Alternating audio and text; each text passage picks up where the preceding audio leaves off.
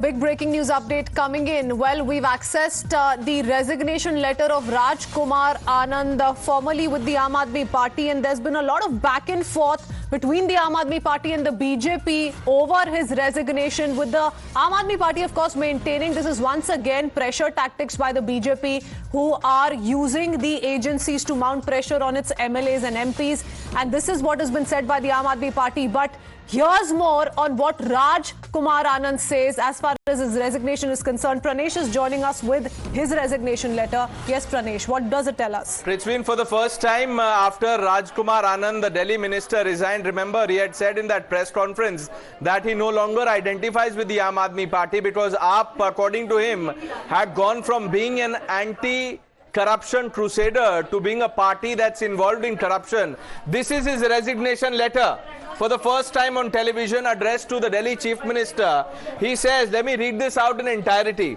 मैं राजकुमार आनंद, समाज कल्याण मंत्री, दिल्ली सरकार अपनी मंत्री पद से इस्तीफा दे रहा हूं. What are the reasons? इसकी दो वजह हैं.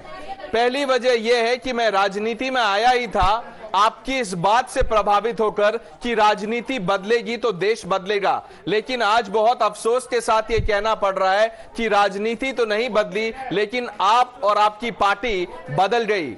आम आदमी पार्टी का जन्म ही भ्रष्टाचार के खिलाफ आंदोलन से हुआ, लेकिन आज ये पार्टी खुद भ्रष्टाचार के दलदल में फंस चुकी है. हमारे दो मंत्री जेल में हैं, हमारे मुख्यमंत्री जेल में हैं, हमारी सरकार पर भ्रष्टाचार के गंभीर आरोप लगे हैं. मैं नहीं समझता कि हमारे पास सरकार में रहने का अब कोई नैतिक बल रह गया है. मैं समझता हूं कि सबसे बड़ा छल हमारी पार्टी के कार्यकर्ताओं और दिल्ली की जनता के साथ हुआ है, जिन्होंने बड़ी उम्मीद के साथ आम आदमी पार्टी को सत्ता तक पहुंचाया ताकि दिल्ली से भ्रष्टाचार को खत्म किया जा सके. लेकिन सत्ता में आने के बाद यह पार्टी भी भ्रष्टाचार से खुद को बचा नहीं सकी.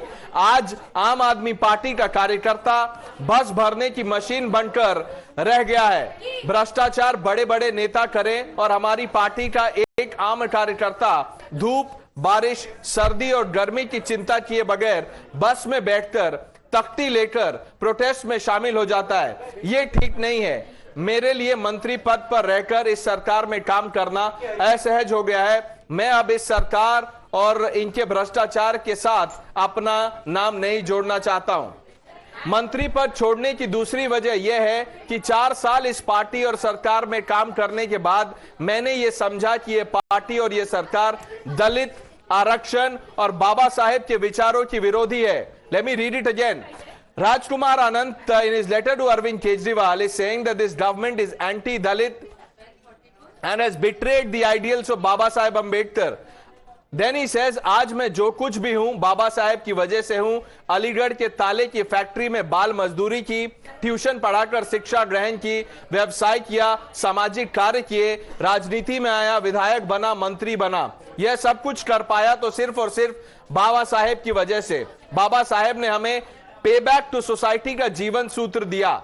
राजनीति में आने का मेरा उद्देश्य धन कमाना या सत्ता पाना नहीं है. मैं यहां आया ताकि पे बैक टू सोसाइटी को सच्चे अर्थों में साकार कर सकूं. इसी उद्देश्य के साथ मैं अपने साथ खड़ा हुआ, आपके साथ खड़ा हुआ, क्योंकि आप बाबा साहेब के आदर्शों पर चलने का दावा करते हैं.